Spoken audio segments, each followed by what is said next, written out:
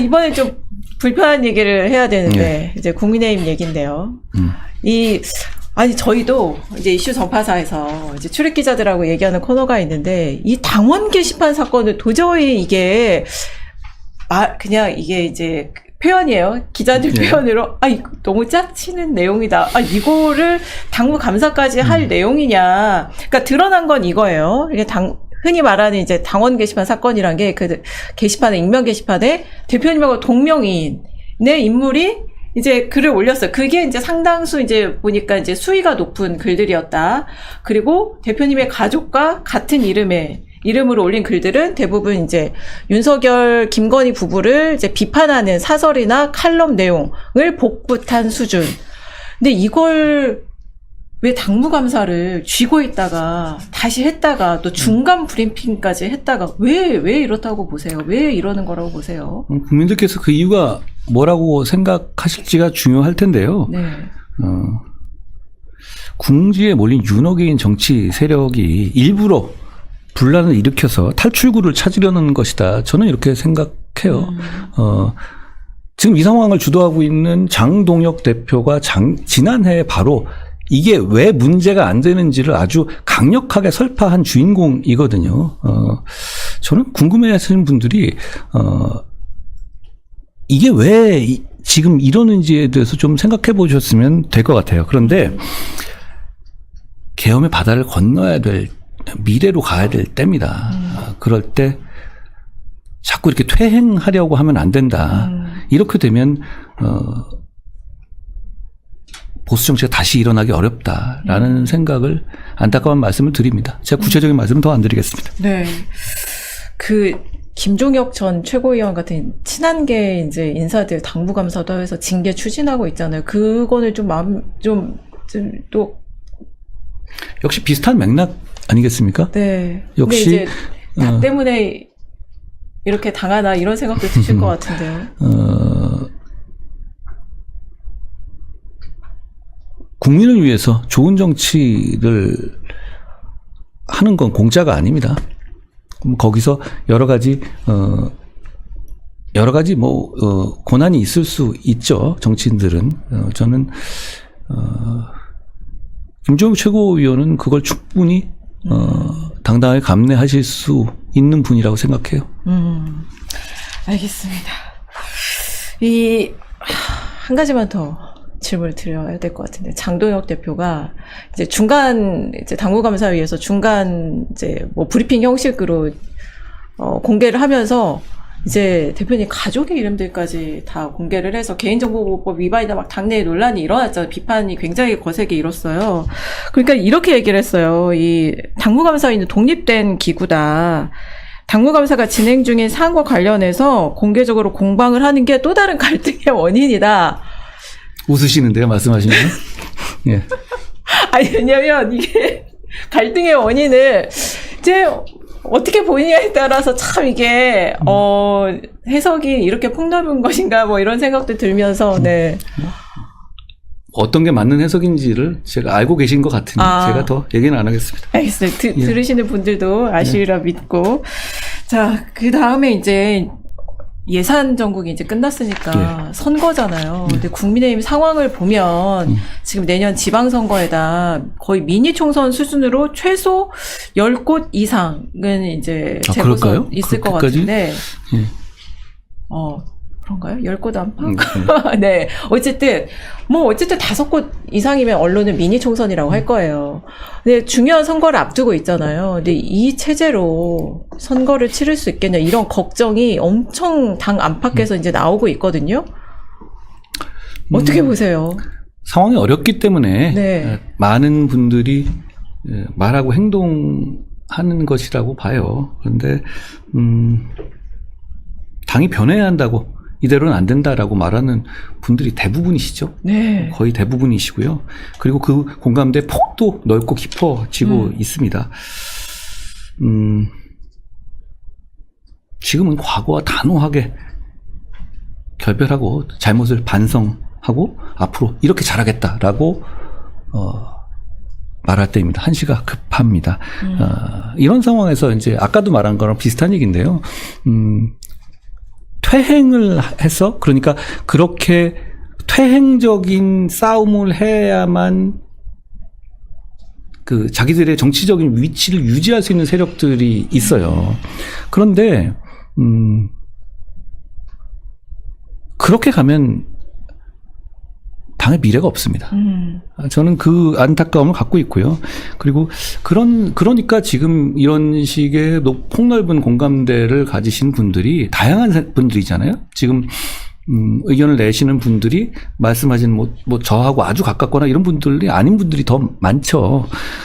그런 분들이 참다 못해서 말씀하시는 상황까지 온 겁니다. 그러면 이제는 퇴행이 아니라 미래로 가야 한다라는 말씀을 다시 드리고 싶네요.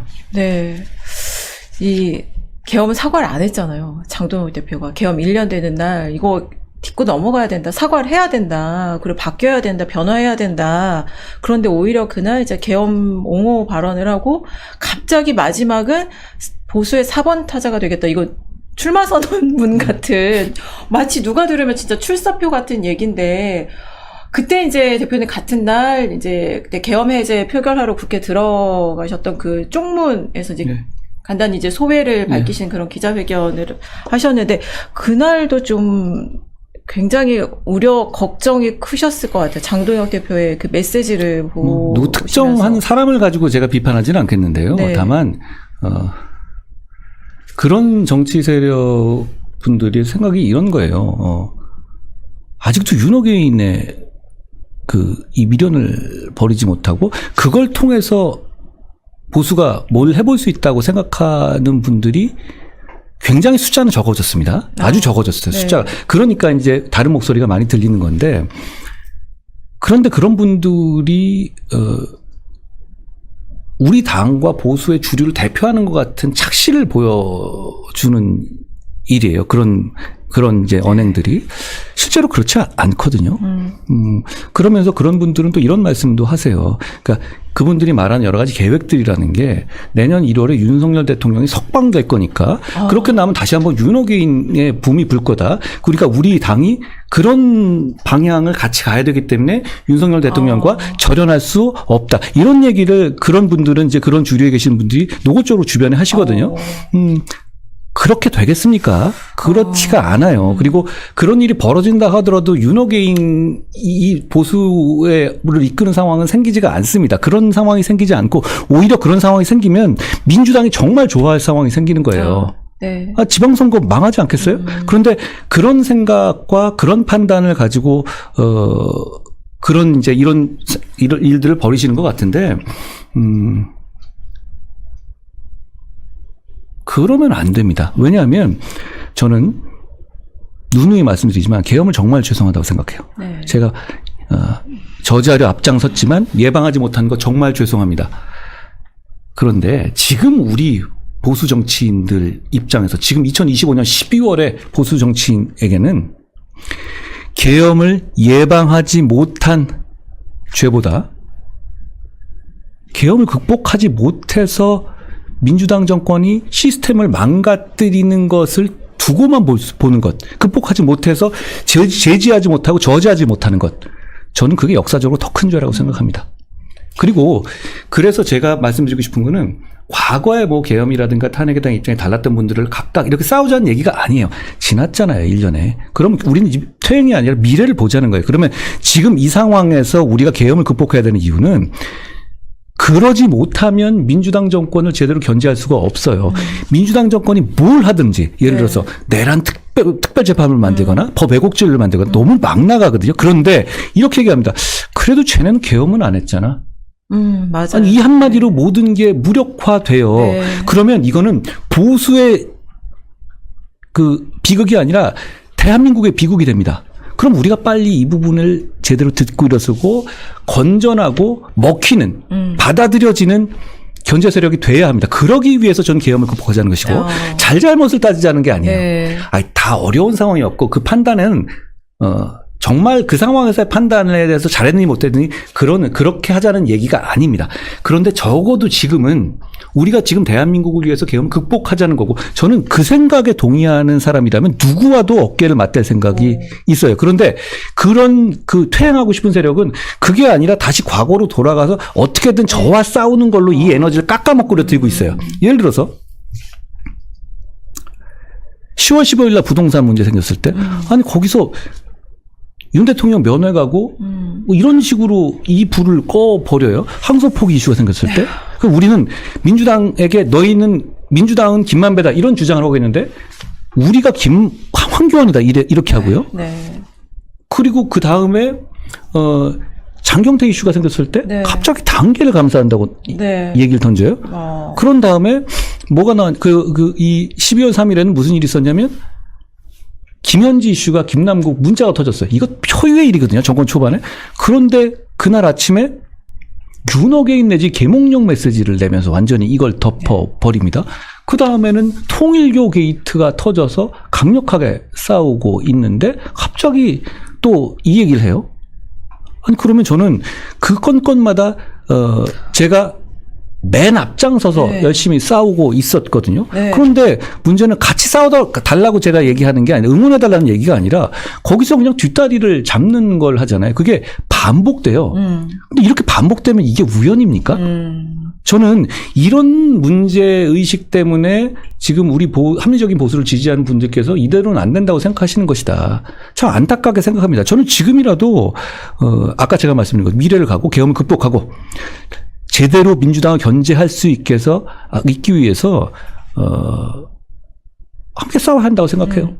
아니, 굉장히 답답하실 것 같아요. 말씀하신 대로 사실 일야당이 제 역할을 잘해야 되고 또 역할을 해야 될 국면들이 있었거든요. 그런데 국민의힘보다 대표님이 진짜 그 최전선에 나가서 그때마다 거의 전사 모드인 거예요. 본투비 전사셨네 이런 생각이 들 정도로 항소포기부터 최근에 이제 통일교 그 문제까지 좀 싸우고 계신데 근데 한편으로 생각을 해보면 좀 한계도 느끼셨을 것 같아요. 지금 원외에 계시는 거잖아요. 사실 원내에 있었으면 좀 더 하실 수 있는 역할, 운신의 폭이 더 넓었을 것 같다는 생각이 드는데 그런 생각은 안 하셨어요? 저는 제가 생각하는 좋은 정치는 할 수 있는 일을 하는 게 아니라 해야 될 일을 하는 거라고 생각해요. 지금 이 이슈들이 하나하나 뭐 백혜령 이런 것까지 포함해서죠. 네. 그런 이슈들이 하나하나 전부 다 민주주의를 파괴하고 너무 기본을 해야 하는 거예요. 그러면 이건 누구라도 싸워야 되는 겁니다. 이건 제가 이렇게 백의종군을 하든 어떤 지위에 있던 똑같이 싸웠을 겁니다. 뭐 그러니까 지금 이제 저는 정치가 항상 정치인을 중심으로 정치를 보는 것을 국민들이 보시기에 무용하다고 생각해요. 그러니까 예를 들어서 제 미래라든가 정치인으로서 네. 그거는 국민들께서 정해 주실 문제예요. 저는 어차피 여기에 이 바다에 몸을 던진 상태니 열심히 가는 겁니다. 아니 늘 정치에서 계획이 의미가 없더라 이런 얘기 자주 하시지만 그래도 원내에 들어가셔야 되는 거 아니에요? 여러 가지 상황과 기회가 되면 제가 그거를 안 하겠다고 얘기한 적이 없어요. 그런데 그 문제를 중심으로 얘기하게 되면 정치가 무엇을 위해서 가야 되는 게 아니라 정치인의 처세술처럼 돼요. 저는 그 얘기를, 경계하는 거예요. 전 대선에서 나왔던 사람인데 그러면 어떤 위치에서 어떤 그 직무를 가지고 일할 생각이 왜 없겠어요? 당연히 있죠. 그걸 아니라고 얘기하는 게 아닌데, 그걸 구체적으로 얘기하면서 지금 계획이 실제로 이렇게 하게 되면, 지금 이 상황에서 제가 어떤 말을 해야 되고 어떤 일을 해야 되는지가 묻혀질 수 있다고 생각해요. 조금 좀 나와서 다시 말씀드리면 이제 백혜령 이슈도 있었잖아요. 네. 제가 마약 수사 덮어줬다 이런 얘기잖아요. 그런 얘기를 계속 했죠. 근데 뒤에 이재명 대통령이 있었죠. 근데 부추겨 준 거죠. 저는 이제 이게 환단고기 사태하고 네. 이 백혜룡 사태하고 대단히 유사하다고 생각해요. 그래요? 예. 왜 그런가 하면 권력자가 음모론적인 세계관을 가지고 극단적인 진영론을 부추긴 거예요. 그러니까 백혜룡 건도 이거 그냥 아픈 사람이에요. 말 같지도 않은 소리인데 이 음모론 그러니까 이게 윤석열 김건희의 마약 뭐 조단이 마야? 뭐 이런 거 듣기만 해도 이거는 거의 환단고기 수준이잖아요. 그런데 그걸 법무부 장관인 한동훈이 이렇게 덮어줬다. 이런 얘기거든요. 이거는 그러니까 음모론 중에서도 하도 저질 음모론이에요. 그러니까 음모론자들 보기에도 이상한. 그런데 이걸 얘기하는 약간 정상적이지 않은 경정이 있어요. 일개 경정이에요. 일개라기보다 이제 제가 폄하하는 말이 아니니까 경정급 네. 하급 지휘관이 있어요. 그런데 이 사람이 떠들고 있는 걸 대통령이 딱 올라타서 여기다 수사를 맡겨라. 네. 이래버린 거예요. 그럼 목적은 뭐겠어요? 초를 비롯한 정적을 치는 거 아니에요? 만약에 이 이슈가 김민석이나 우원식에 대한 거라면 당연히 이렇게 안 나왔겠죠. 그러니까 극단적인 진영론과 과학이 아니라 음모론적인 세계관이 결합된 거예요. 환단고기도 마찬가지입니다. 음모론적인 세계관이죠, 이건. 유라시아. 그런데 문제는 네. 이거하고 이게 왜 극단적인 진영론과 덮여졌냐면 이건 또 친일 친민사관이나 이래가지고 이렇게 상대를 치기 위한 것이잖아요. 그리고 거기에 나온 박지향이라는 이분을 동북아 역사다 이분 빼내고 자기 사람 침겠다는 거잖아요. 저는 이게 굉장히 대한민국 사회를 후지게 만들고 있고 대통령이 대단히 유해한 행동을 하고 있다라는 말씀을 이 기회에 지적하고 싶어요. 네. 그 이제 업무보고 때 인천공항사장 이학재 네. 전 의원도 이제 이전 정부에서 임명된 그렇습니다. 분이잖아요. 그러니까 일련의 그 도장 깨기 하는 것처럼 사실 업무보고 때 공교롭게도 그냥 쪽 주는 거죠. 의도한 거라고 예, 보세요? 당연하죠. 당연히 쪽 주는 거죠. 그리고 그러기 위해서 자기가 아는 척 좀 할 수 있는 거 몇 개 가지고 던지는 건데 그게 너무 얕은 수준이니까 두들겨 맞는 거예요. 실기한 거라고 보세요. 실기라기보다는 내용이 후지잖아요. 예를 들어서 이학재 공항공사 사장이 진짜로 말이 되는 수치 내지는 여러 가지 잘못을 가지고 얘기하면 다른데 갑자기 여기서 외화를 끼워넣었다? 네, 자기 얘기잖아요. 네. 그거 저 쌍방울 사건에서 쌍방울에서 왜 밀반출한 방법 아닙니까? 그러니까 어떻게 떠올렸겠죠. 근데 문제는 그런 얘기를 하는 순간 어떻게 되냐면 우스워지는 거잖아요. 그냥 때리기 위해서 때리는 거죠. 환단고기도 마찬가지예요. 갑자기 아는 척하고 싶은 거죠. 그런데 문제는 그게 너무너무 얕은 데다가 올바르지 않는 내용을 간 거예요. 그러니까 저는 이렇게 생각해요. 무식한 권력자가 국민과 전문가를 가르치려고 할 때 사고가 터집니다. 이 경우가 그런 거예요. 사실 이제 국무회의도 생중계로 하고 업무보고도 생중계로 이렇게 한다고 했을 때 좀 신선한 시도라고 생각이 들었는데 이 업무보고에서 최근에 이제 이런 일들이 있으면서 좀 여러 가지 해석과 좀 논란이 나오는 것 같아요. 미천을 보이는 거죠. 본성과. 그러니까 사실 오늘 저희가 한 60분 넘게 하잖아요. 네. 그러니까 이런 방송이 사실 좀 부담스러운 건 뭐냐면 네. 뭐 약간의 뭐 주제는 정하지만 그대로 안 돼요. 네. 그리고 결과적으로 60분 동안 본성을 숨기기가 되게 어렵습니다. 그렇거든요. 그리고 뭐 이런 게 많잖아요. 네. 근데 저는 그러니까